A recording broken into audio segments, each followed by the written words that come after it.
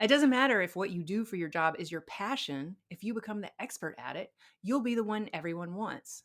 That will put you in the position of being able to dictate your own terms, and that is extremely liberating. Imagine being able to walk into a job interview and turning down the job because they don't meet your expectations.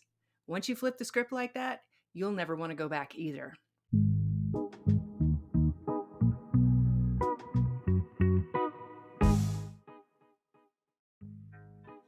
Hi, I'm Jessica, and I used to live on Easy Street. I had nice things, and I ate and drank whatever I wanted. But the truth was, I lived paycheck to paycheck at a job I hated. Eating and drinking whatever I wanted made me fat and miserable. I had constant heartburn and hangovers, and I was drowning in debt. Today, I'm fit and happy, and I want the same thing for you. Because it turns out that Easy Street is a dead end.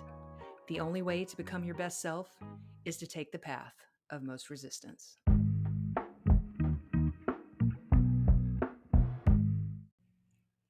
You probably heard it growing up. Go to school, get a good job, save 10% of your earnings in a retirement account, do all of these things, and your life will be perfect. But if you actually followed that advice, this means you're going to be working 40 to 60 hours a week for approximately 45 years of your life. And if you followed that advice poorly, like most people do, you may even end up working for 60 years of your life. If you only end up living to 75, don't you think that sucks? I certainly do. And yet, I tried to do it anyway because everybody said so. I did my time in the military, I went to college and got an excellent degree. Hell, I even took a job with a Fortune 500 company. I played the game like I was supposed to, and I was never so miserable in my life. But I kept at it because what else was I going to do? Quit my job? Who can afford to do that? I certainly couldn't. I had debt like so many other people. And even if I managed to get my debt paid off, I still had to pay for rent, utilities, transportation, insurance, food. Those bills kept coming monthly, whether or not I had money to pay for them. So I was stuck in a job I hated, living paycheck to paycheck. You know the story, you hear it in my intro every week. I talk a lot about how I've mentally and physically improved my well being, but I haven't talked about how I ended up where I am now, working for myself. Yep, I did it. I quit my job. I walked away from the hamster wheel that is the American dream, and I found more happiness than I ever thought possible. People say, find a way to make money from your passion and you'll never work another day in your life. That sounds nice, but it doesn't seem to work that well in reality. Sure, there are a few people who manage to pull it off, but I'm not one of them. I have a Renaissance soul, and everything is my passion. For a few days, weeks, or months anyway, I'll pick up a hobby, explore it as far as I'm interested in, and then move on to something else. Some of them I'll keep, but most of them I discard. I wish someone would pay me for trying everything life has to offer, but I can't see a career path in half finishing 17 different things a year. I decided I needed to find my passion anyway, whatever that was, and make a living doing that since everyone says that's the best way to find work you enjoy. So I kept going to the job I hated while I saved up some money. I cut my expenses to the bone, and I did some things that go against conventional wisdom. Instead of trying to pay off all my debt, I started making the minimum payments. I stopped contributing to a retirement account and I cashed it out instead to add to my savings. I came up with enough money to go for a year or so without a job. And then I made it last a little bit longer by living off of my credit cards. I did all the wrong things in the short term because I was thinking long term. Now, I'm not saying you should do what I did. I completely destroyed my credit by doing this, but I don't plan to ever use credit again, so I don't care. If I can't afford to pay for something, either I'm going to go without it or I'm going to save up for it. I'm not getting caught in that trap again. Once I had some savings, I quit my job.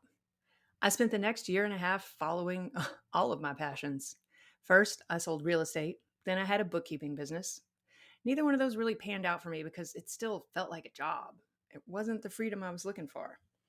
I started writing online. I wrote a couple of books. I directed a short film. I put out a newsletter. I started a new YouTube channel. I taught myself some basic animation. And I began to realize that though these were all different formats, they were all still just me telling a story. I'd found my passion. I'm a storyteller. Now, storytelling isn't something that you can monetize immediately. Sure, there are lucky people out there, it does happen, but most people who make a living telling stories started it as a side project while they kept their full time jobs until the side project started paying the bills. Or storytelling was their full time job, jobs like journalism or advertising, jobs where you get paid to tell stories. But I'd already quit my job. And let me tell you, not having to commute back and forth in order to spend 8 to 10 hours dealing with other people's nonsense was something I had really grown to like. There was no way I was going to go back to the 40-hour-a-week grind, not for anything. But while my writing was making me some money, it wasn't enough to pay the bills, and my credit card debt had begun to accumulate again. And then I remembered reading So Good They Can't Ignore You by Cal Newport. It's about this very idea that if you follow your passion, you'll find a career. He says, forget all that nonsense. Instead, double down on what you're good at and get better at it. For example, if you're one of 20 people in your department and all of you are performing the same task, there's not much difference between any of you. But if nearly all of those other people go home and veg out after work, and you instead take your spare time to increase your skill level at whatever it is you're doing at work, you'll be the one who gets the next promotion. It doesn't matter if what you do for your job is your passion. If you become the expert at it, you'll be the one everyone wants. That will put you in the position of being able to dictate your own terms, and that is extremely liberating. Imagine being able to walk into a job interview and turning down the job because they don't meet your expectations. Once you flip the script like that, you'll never want to go back either. That's the place I was when I had this epiphany. I was working a couple of little freelance gigs, doing some virtual assistants. I've done administrative work throughout my career, beginning with my very first job as my dad's legal assistant when I was 14.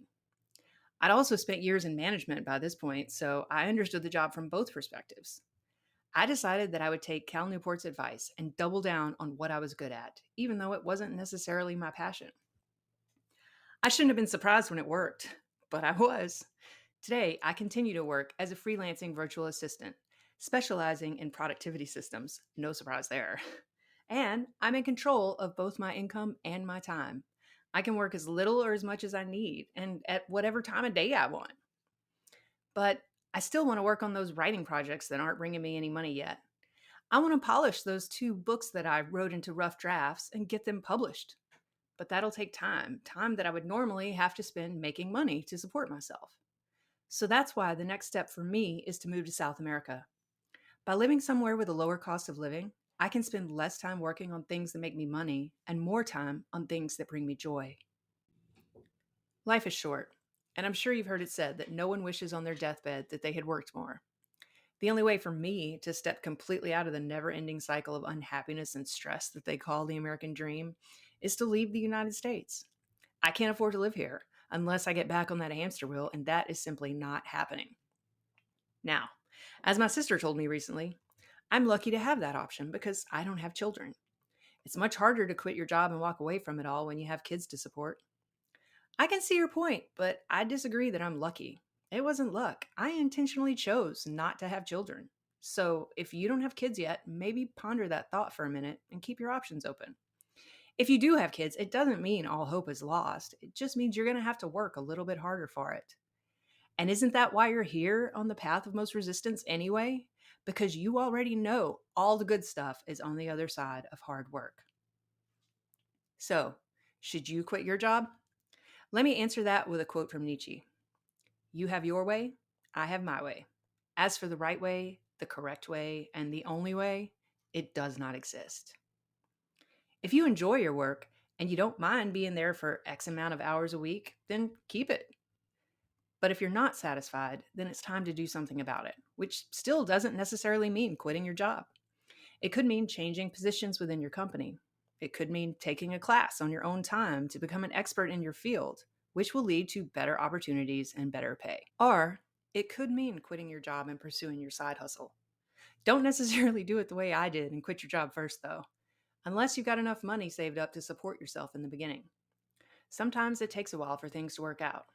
And yes, this also means you'll probably be working all day at your primary job and all evening on your side hustle. It will be hard, there's no doubt, but that's the reason you'll win, and everyone else will still be stuck on the hamster wheel because no one likes doing hard stuff. And honestly, it really doesn't take that much work to rise above the crowd because no one else is even trying. But maybe there's another option for you, the same one I ended up discovering. Could you make your current job into a remote one and do it from somewhere cheaper? Look, none of these are get-rich-quick schemes. In fact, I'm not rich at all. at least as far as my financial status goes. I still make less money than any of my friends or family, but I can do things like go bowling on a Thursday morning instead of going to a job that I hate. I just spent 3 weeks meandering across the United States, visiting some of the most beautiful places I've ever seen and hanging out with friends along the way. I plan my workday around my workouts instead of trying to fit a workout into a hectic workday. No, I'm not wealthy, not in the sense that you mean, but to me it feels like I'm richer than anyone I know. Maybe it's because I'm in my 40s now and I've begun to realize that, contrary to what I thought when I was young, I'm not immortal and this body ain't gonna last me forever. My time has become my most valuable possession, and I'm not inclined to trade it for dollars instead. So maybe the question really isn't, should you quit your job? Instead, ask yourself what it is you really want out of life. If it's more time with your loved ones, or more time to work on your project car, or any desire that's just going to require more time, then yes, you should make a change.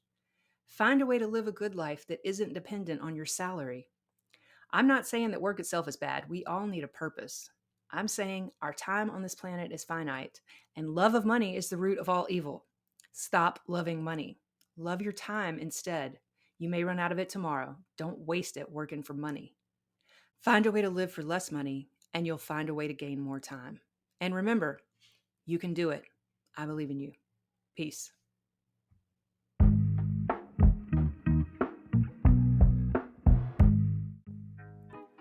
Join the Path of Most Resistance as a paid subscriber on Substack. This option will get you access to the community chat, along with a link to join the weekly challenge check-in calls, where I help you figure out how to get through the challenges you're facing in your own life. Want to push yourself even harder? I also do one-on-one coaching. Click the link in the show notes to book your free discovery call with me. Thanks for listening, and if you're enjoying the show, please share it with anyone else you think is up for a challenge.